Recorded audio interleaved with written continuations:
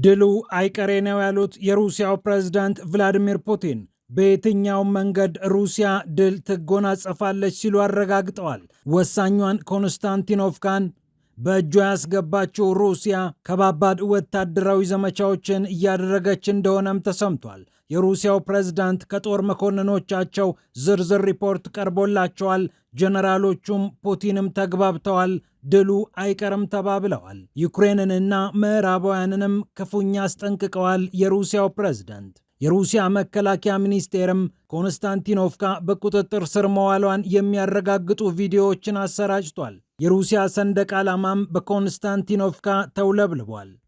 ዶንባስን ሙሉ ለሙሉ በእጅ ለማስገባት ወሳኝ የሆነችው እና በስላቪያንስክ እንዲሁም በክራማቶርስክ የሚደረጉ ዘመቻዎችን ታፋፍማለች የተባለችው ይህች ከተማ ሩሲያን የልብ ልብ ሰጥታለች። ከሰሞኑ ኪየቭ እየሰነዘረች ያለችው ወታደራዊ ጥቃትም ተጠናክሮ ቀጥሏል። ወደ ሞስኮ እየገሰገሱ የሚገኙ በደርዘን የሚቆጠሩ ድሮኖችን መትቼ ጥያለሁ ብላለች ሩሲያ። በጦር ግንባር ድል ሳይቀናት ሲቀር የሽብርተኝነት ሥራ እየሰራች ነው ስትል ሞስኮ ኪየቭን ወቅሳለች። የያዙት ተራ የህዝብ ግንኙነት ሥራ ነው፣ ጦርነት ምን እንደሆነ ግን መሬት ላይ እያዩት ነው ብላ ጨምራበታለች። ይህንንም እንመለከታለን። የሩሲያ ወታደራዊ መኮንኖች ደግሞ የዩክሬንን ረጅም ርቀት ሚሳኤል ማምረቻዎች እያወደምን ነው ብለዋል። ዩክሬን እየተመካችባቸው የሚገኙ ወታደራዊ ኢንዱስትሪያዊ ማዕከላትንም ዶግ አመድ አድርገናል ሲሉ የሩሲያ ወታደራዊ አዛዦች አሳውቀዋል። ይህንንም ይዘናል። ይህ እንዳለ ሆኖ ሩሲያ አስገራሚውን ድሮን ሰርታለች። የክላሽንኮቭ እና የድሮን ቅይጥ ነው የተባለለት ይህ ድሮን በጦር ሜዳ ላይ ከባድ ለውጥ እንደሚያመጣ እየተጠበቀ ይገኛል። ይህንንም የምንመለከት ይሆናል። ወደ ኢራን ስናመራ በኢራን አያቶላ አሊ ሐሚኒን ለመቅበር የወጣው ህዝብ ቀዩን ባንዲራ አውለብልቧል። ኢራናውያን የአያቶላህን ደም እንበቀላለን እያሉ ይገኛሉ። በመንግስታቸውም ላይ ጫና እያሳረፉ ነው። ነገሮች ከረር ብለዋል። ፒያሳ ኔትወርክን ስትከታተሉ ሁሉንም በጥልቀት ታገኛላችሁ። ፒያሳ ኔትወርክን ሰብስክራይብ፣ ላይክ እና ሼር በማድረግ የፈጣን የተአማኒና የጥልቅ ዘገባዎች ቤተሰቡን ስንል በአክብሮት ጋብዘናል። ብስራት ከፈለኝ ነኝ። አሁን ወደ ጉዳዮቻችን አለፍን።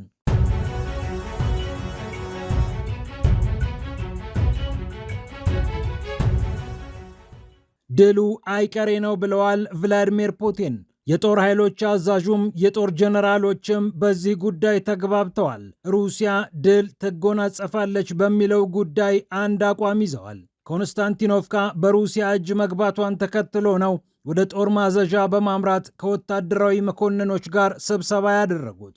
የሩሲያው ፕሬዝዳንት ቭላዲሚር ፑቲን ድል ይቀናን ዘንድ ሁሉንም አስፈላጊ እርምጃዎችን እንወስዳለን፣ የሩሲያን ዜጎች መሰረተ ልማቶቻችንን እንከላከላለን፣ የበለጠ ደህንነት የሚፈጥሩልንን ዞኖች እንመሰርታለን ሲሉ ተናግረዋል። ኪየቭ እና ከጀርባዋ የሚገኙት ምዕራባውያን ደግሞ ትልቅ ውሳኔ ከመወሰናችን በፊት ሊያስቡበት ይገባል፣ የወደፊቱን ማጤን አለባቸው ሲሉ የመከላከያ ባለስልጣናትም የሩሲያ ጦር በዶንባስ እያደረገ ያለውን የግንባር ውሎ በዝርዝር አሳውቀዋቸዋል። ስለ ኮንስታንቲኖቭካ ዘርዘር ያሉ መረጃዎችን ሰጥተዋቸዋል። ኪየቭ በኮንስታንቲኖቭካ ገትራ ይዛለች፣ የምትለቅ አይመስልም ተብሎ እስኪነገር ድረስ ሩሲያን ስትከላከል ቆይታለች። ነገር ግን በመጨረሻም እጅ ሰጥታ ወደኋላ ፈግፍጋለች። ድሉ የእኛ መሆኑ አይቀርም ሲሉ ጀነራሎችም ፑቲንም የተስማሙበት አንደኛው ነጥብ ይህ ነው። የኪየቭ አገዛዝ ስለ ስኬቱ የሚናገረው የሚያስተጋባው ነገር በሙሉ ለእኛ እየጠቀመን ነው ያሉት ቭላዲሚር ፑቲን እነርሱንም ስፖንሰር የሚያደርጓቸውንም ሰዎች እያሳፈርናቸው ነው ብለዋል። በጦር ሜዳ ወሳኝ ወታደራዊ ድል እየተገኘ እንደሚገኝም አረጋግጠዋል። የኮንስታንቲኖቭካ መያዝ ደግሞ በሌሎቹ ግንባሮችም የሚደገም እንደሆነ ገልጸዋል።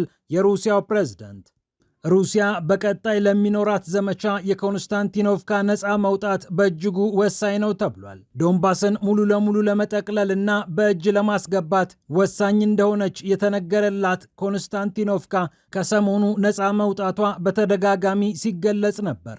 ሩሲያ በአካባቢው ያለውን ኃይል ሙሉ ለሙሉ ካጸዳች በኋላ በቪዲዮ ማስረጃ ይዛ ይኸው ከተማይቱን በእጅ አስገብቻለሁ ብላለች። በስላቪያንስክና በክራማቶርስክ የሚገኙ አካባቢዎችን ለመቆጣጠር ይህች ከተማ መንደርደሪያ እንደሆነች ይታመናል። የዶኔስክን አካባቢዎች ሙሉ ለሙሉ የማውጣት ዘመቻ ተጠናክሮ ቀጥሏል ነው የተባለው።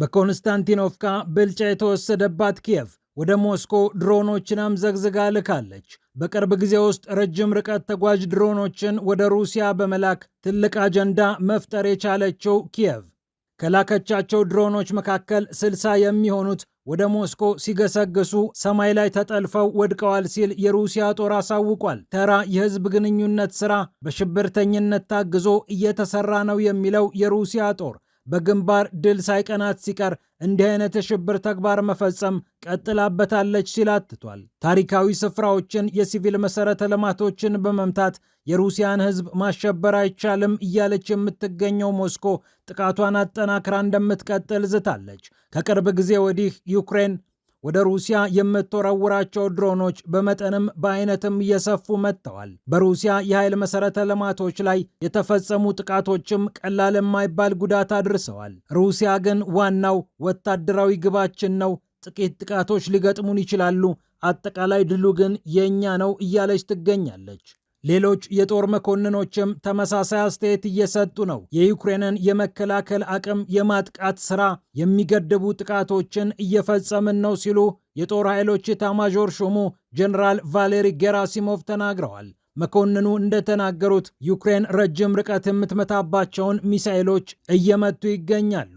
55 የሚሆኑ የመከላከያ ኢንዱስትሪ ማዕከላትንም በሰኔ ወር ብቻ አጥቅተናቸዋል የሚሉት እኒህ ወታደራዊ መኮንን በተለይ ኤፍፒ5 ፍላሚንጎ ክሩዝ ሚሳኤሎች የሚመረቱባቸው ስፍራዎችን ኢላማ አድርገን መተናል ብለዋል። ረጅም ርቀት ተወርዋሪ ድሮኖችንና ሌሎችንም የጦር መሳሪያዎች የሚገጣጥሙ ማዕከላት ተደምስሰዋል ሲሉም ጀነራሉ አክለዋል። 10 የሚሆኑ የአየር ኃይል ምድቦችንም ማጥቃታቸውንም ጨምረውበታል። በአጠቃላይ ዘመቻው ሩሲያ ከዩክሬን የሚመጣውን የረጅም ርቀት መሳሪያ የምታከሽፍበትን መሰረታዊ ነገር የሚያመጣ እንደሆነ አትተዋል። የሩሲያ ጦር በዩክሬን የሚገኙ ለዩክሬን ጦር ሰራዊት ድጋፍ የሚያቀርቡ የኃይል መሰረተ ልማቶችን፣ የነዳጅ ማከማቻና ማጓጓዣዎችንም እየመታው ነው እያለ ይገኛል።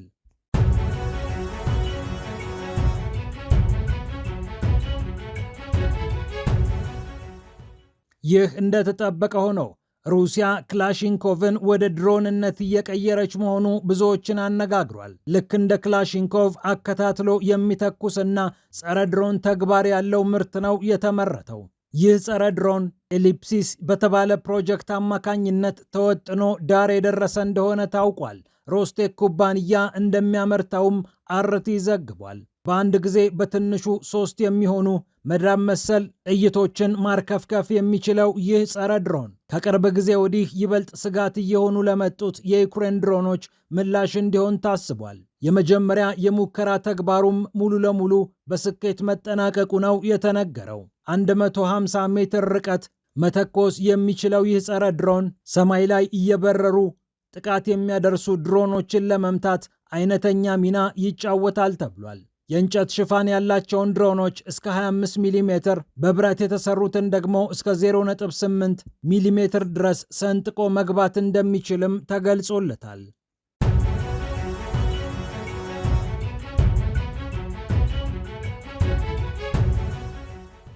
በመጨረሻም በኢራን ቀዩ ባንዲራ ተውለብልቧል። ይህ ቀይ ባንዲራ ሲውለበለብ ለቀብር የወጣው ሕዝብ በቀልን ጠይቋል። ኢራንን ለ37 ዓመታት የመሯት አያቶላ አሊ ኻሜኒ በእስራኤልና አሜሪካ ጣምራ ጥቃት ከተገደሉ በኋላ የቀብር ስነ ስርዓታቸው በሚፈጸምበት በዚህ ጊዜ ኢራናውያን ቀዩን ባንዲራ አውለብልበውታል።